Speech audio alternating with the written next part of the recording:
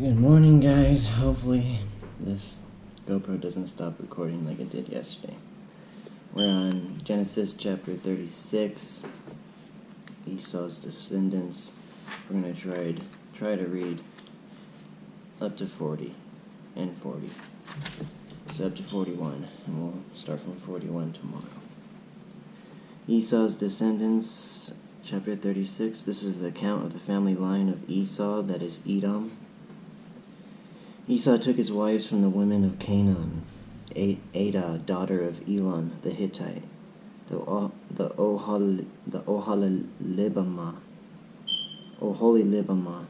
daughter of Anna, and granddaughter of Zibeon the Hivite. Also Basemath, daughter of Ishmael and sister of Nebaioth.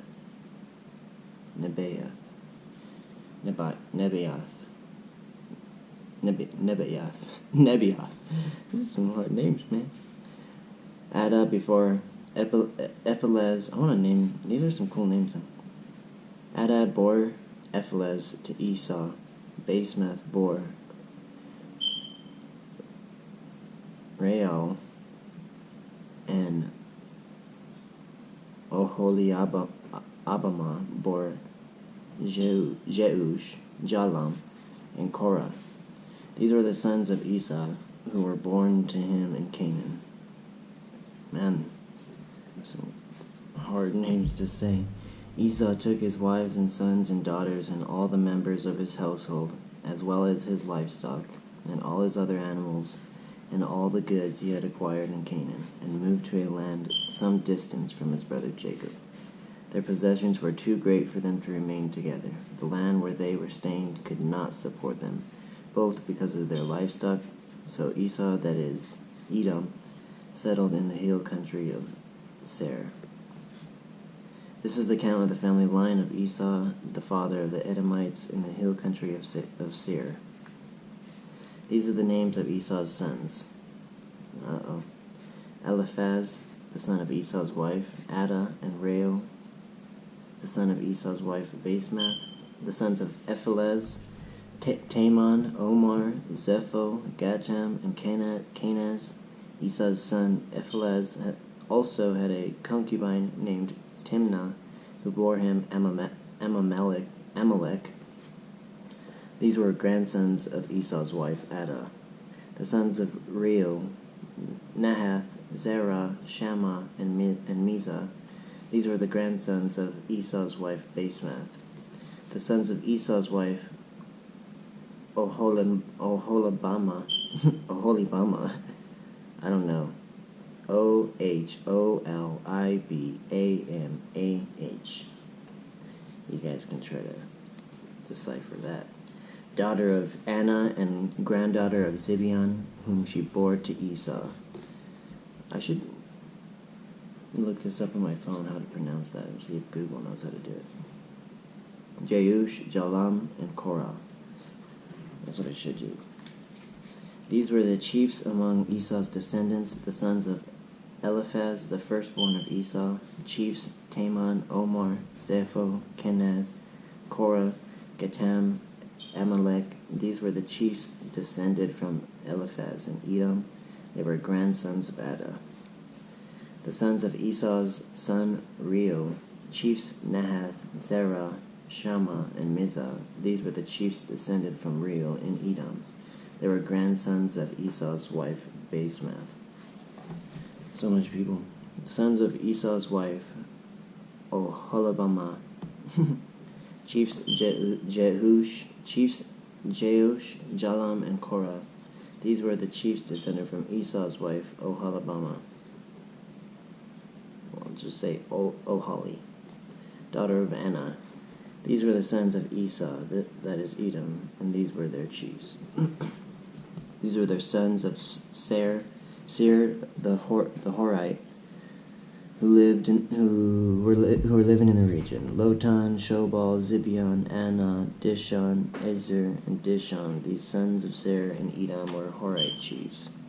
The sons of Lotan, Horai and Homam. Timnah was Lotan's sister. The sons of Shobal, Elvan, Manahath, Ebal, Shepo, and Onnem. The sons of Zibeon, Aya and Anna. This is Anna who discovered the hot springs in the desert while he was grazing the donkeys of his father Zibeon. The children of Anna, Dishon, and Obamala, Oholi, daughter of Oholibama, daughter of Anna. The sons of Dishon, Hemdan, Eshban, Ithran, and Karan. The sons of Ezer, Bilhan, Zavan, and Akan. The sons of Dishon, Uz, and Aran. These were the Horite chiefs: Lotan, Shobal, Zibeon, Anna, Dishon, Ezer, and Dishan. These were the Horite chiefs according to the divisions in the land of Seir. Dang, man. A lot of descendants with some freaking hard names to say. The rulers of Edom. These were the kings who reigned in Edom before any Israelite king reigned. Bela, son of Beor, king of Edom, his city was named Dinahaba. When Bela died, Jobab, son of Zerah from Bozrah, succeeded him as king. When Jobab died, Husham from the land of the Temanites succeeded him as king. When Husham died, Hadad, son of Bedad, defeated Midian in the country of Moab, succeeded him as king. His city was named Avith. When Hadad died, Samlah from Masrekah succeeded him as king. And when Samlah died, Shaul from Rehoboth on the river succeeded him as king. When Shaul died, Baal-Hanan, son of Akbor, succeeded him as king. And when Baal-Hanan, son of Akbor, died, Hadad succeeded him as king. His city was named Pau, and his wife's name was Methatabel, daughter of Metrid, the daughter of Mizahab. These were the chiefs descended from Esau by the name according to their clans and regions: Timnah, Alva, Jetheth, Oholibama, that's the hard one, Elah, Pinan, Kenaz, Teman, Mibzar, Magdiel, and Iram. These were the chiefs of Edom according to their settlements in the land they occupied. This is the family line of Esau, the father of the Edomites. Man, 36 was a lot of names, a lot of stuff. Joseph's dreams. Jacob lived in the land where his father had stayed, the land of Canaan. This is the account of Jacob's family line.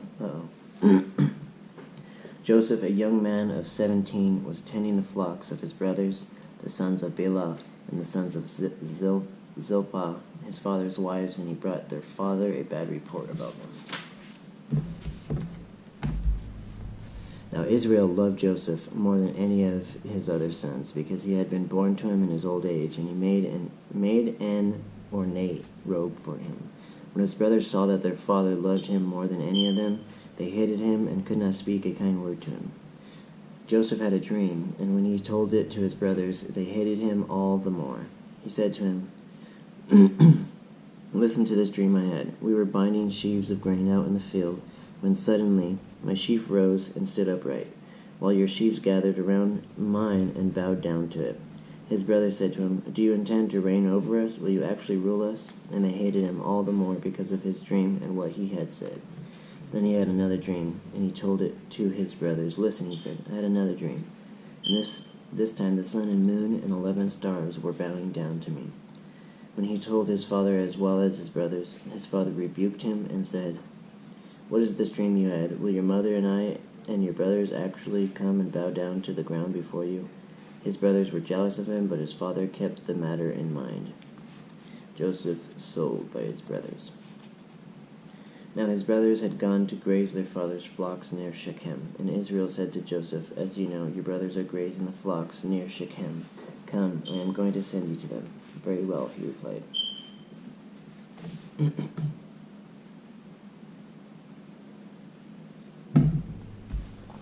So he said to him, "Go and see if all is well with your brothers and with the flocks, and bring word back to me."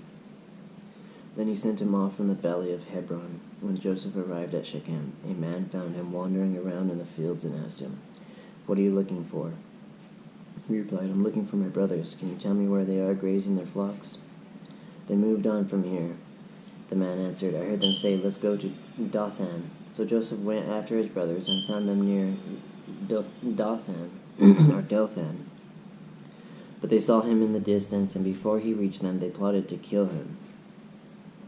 Here comes that dreamer, they said to each other. Come on now, let's kill him and throw him into one of these cisterns and say that a ferocious animal devoured him. Oh well.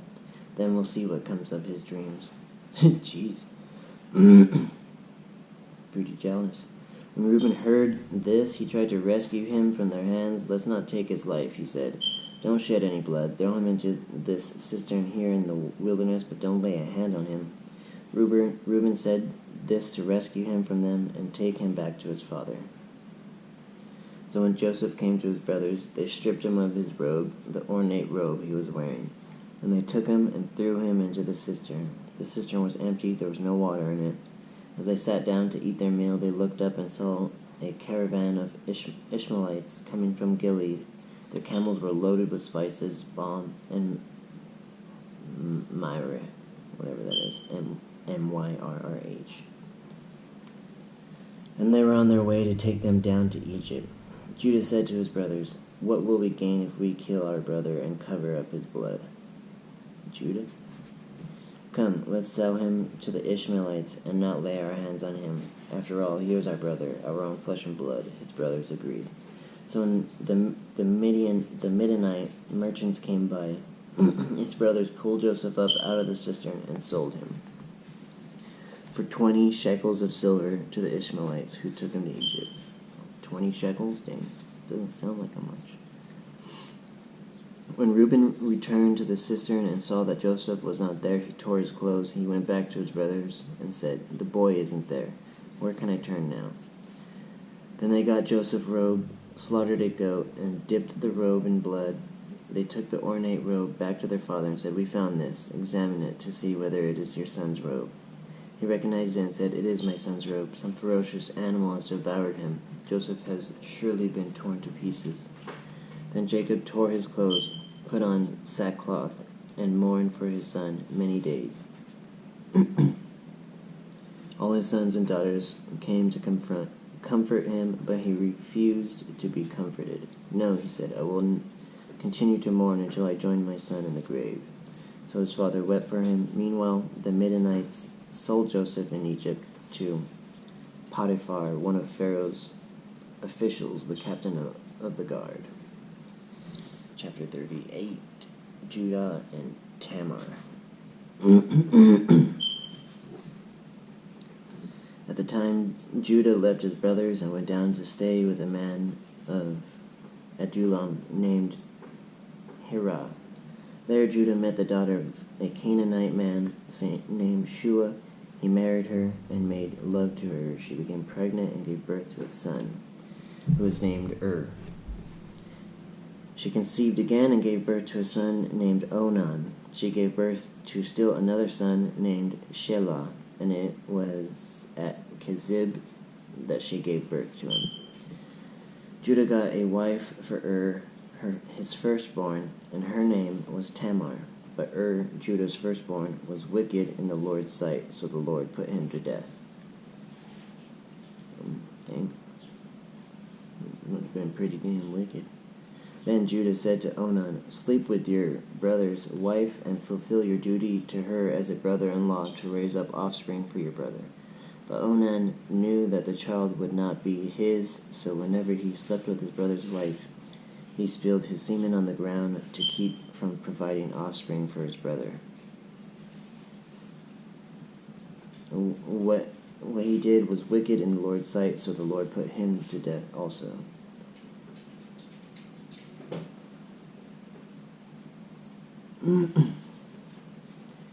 Judah then said to his daughter-in-law Tamar, live as a widow in your father's household until my son Shelah grows up, for he thought, he may die too, just like his brothers. So Tamar went to live in her father's household. After a long time, Judah's wife, the daughter of Shua, died. And when Judah had recovered from his grief, he went up to Timnah to the men who were shearing his sheep, and his friend Hirah, the Adullamite, went with him. When Tamar was told, "Your father-in-law is on his way to Timnah to shear his sheep," she took off her widow's clothes, covered herself with a veil to disguise herself, and then sat down at the entrance to Enaim, which is on the road to Timnah, for she saw that, though Shelah had now grown up, she had not been given to him as his wife. When Judah saw her, he thought she was a prostitute, for she had covered her face. Not realizing that she was his daughter-in-law, he went over to her by the roadside and said, "Come now, let me sleep with you, Allah." "And what will you give me to sleep with you?" she asked. "I'll send you a young goat from my flock," he said. "Will you give me something as a pledge until you send it?" she asked. He said, "What pledge should I give you?" "Your seal and its cord, and the staff in your hand," she answered. So he gave them to her and slept with her, and she became pregnant by him.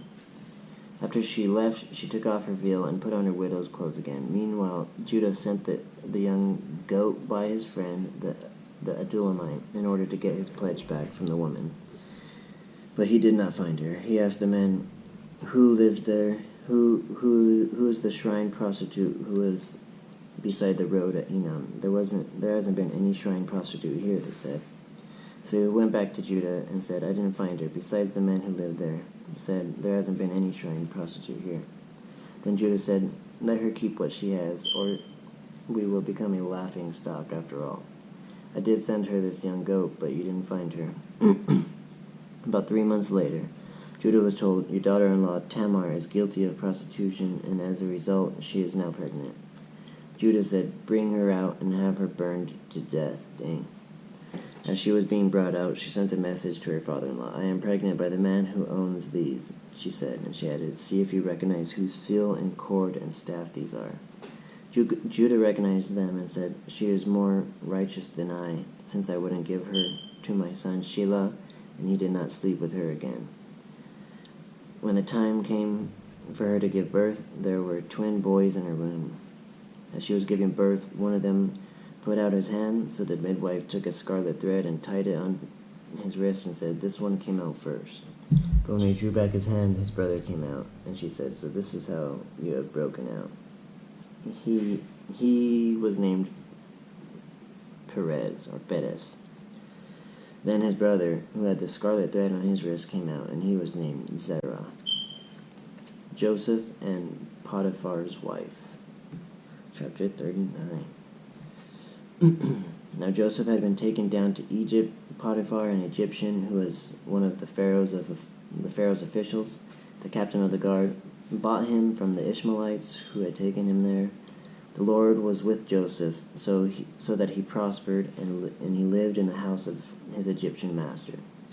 When his master saw that the Lord was with him, and that the Lord gave him success in everything he did, Joseph found favor in his eyes and became his attendant. Potiphar put him in charge of his household, and he entrusted to his care everything he owned. The time he put him in charge of his household and all of that he owned, the Lord blessed the household of the Egyptian because of Joseph. The blessing of the Lord was on everything Potiphar had, both in the house and in the field. So Potiphar left everything he had in Joseph's care. With Joseph in charge, he did not concern himself with anything except the food he ate. Now Joseph was well built and handsome, and after a while his master's wife took notice of Joseph and said, "Come to bed with me." But he refused. "With me in charge," he told her, "my master does not concern himself with anything in the house. Everything he owns he has entrusted to my care.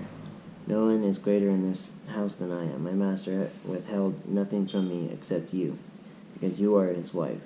How then could I do such a wicked thing and sin against God?" Wow, good man. And though she spoke to Joseph day after day, he refused to go to bed with her, even be with her. Fuck yeah, good shit, Joseph.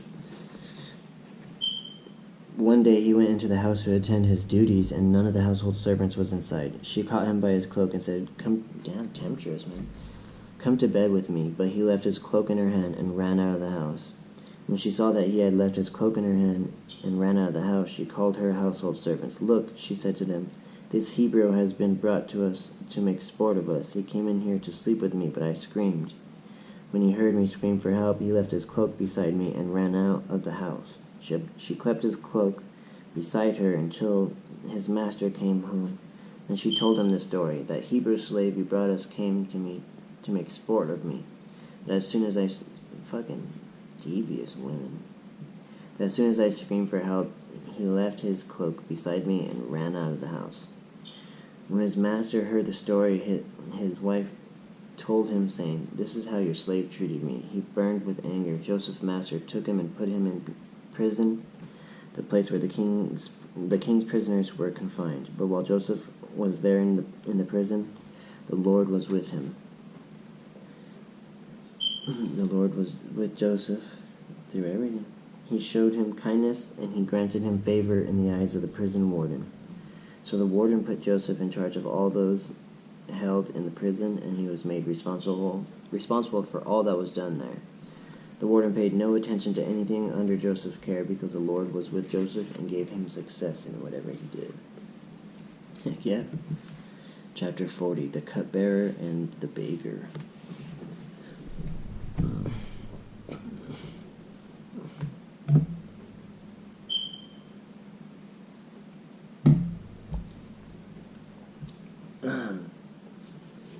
Not really many people are watching these videos right now, but it's alright. Over time, maybe somebody will and start reading the Bible too. And that's freaking sick. The cupbearer and the baker. Chapter 40. Sometime later, the cupbearer and the baker of the king of Egypt offended their master, the king of Egypt. Pharaoh was angry with his two officials, the chief cupbearer and the chief baker, and put them in custody in the house of the captain of the guard, in the same prison where Joseph was confined. The captain of the guard assigned them to Joseph, and he attended them. After they had been in custody for some time, each of the two men, the cupbearer and the baker of the king of Egypt, who were being held in prison, had a dream the same night, and each dream had a meaning of its own. When Joseph came to them the next morning, he saw that they were dejected. So he asked Pharaoh's officials, who were in custody with him in his master's house, "Why do you look so sad today?" So he asked Pharaoh's officials who were in custody with him in the master's house, "Why do you look so sad today?" "We both had dreams," they answered, "but there is no one to interpret them." And Joseph said to them, "Do not interpretations belong to God? Tell me your dreams." Oh wow, nice. Joseph was a smart man. So the chief cupbearer told Joseph his dream. He said to him, "In my dream I saw a vine in front of me, and on the vine were 3 branches. As soon as it budded, it blossomed, and its clusters ripened into grapes. Pharaoh's cup was in my hand, and I took the grapes, squeezed into Pharaoh's cup, and put the cup in his hand." "This is what it means," Joseph said to him. "The 3 branches are 3 days. Within 3 days, Pharaoh will lift up your head and restore you to your position, and you will put Pharaoh's cup in his hand, just as you used to do when you were his cupbearer. But when all goes well with you, remember me and show me kindness. Mention me to Pharaoh and get me out of this prison. I was forcibly carried off from the land of the Hebrews, and even here I have done nothing to deserve being put in a dungeon." But the Lord was with him through everything, which is cool. When the chief baker saw that Joseph had given a favorable interpretation, he said to Joseph, "I too had a dream. On my head were 3 baskets of bread. In the top basket were all kinds of baked goods for Pharaoh. But the birds were eating them out of the basket on my head." "This is what it means," Joseph said. "The 3 baskets are 3 days. Within 3 days, Pharaoh will lift off your head and impale your body on a pole." Holy shit. "And the birds will eat away your flesh." Now the 3rd day was Pharaoh's birthday, and he gave feasts for all his officials. He lifted up the heads of the chief cupbearer and chief baker in the presence of his officials. He restored the chief cupbearer to his position so that he once again put the cup into Pharaoh's hand. But he impaled the chief baker just as Joseph had said to him in his interpretation. The chief cupbearer, however, did not remember Joseph. He forgot him. Dang. The Pharaoh's Dreams, Chapter 41. Next. I'm actually pretty dang excited to just keep on going. I can keep going right now and read another 5 chapters, but yeah, we'll do that tomorrow. Read 41, 42, 43, 44, and 45. We're almost done with the book of Genesis, man. Pretty freaking cool. So, join me for tomorrow and we can finish the Bible.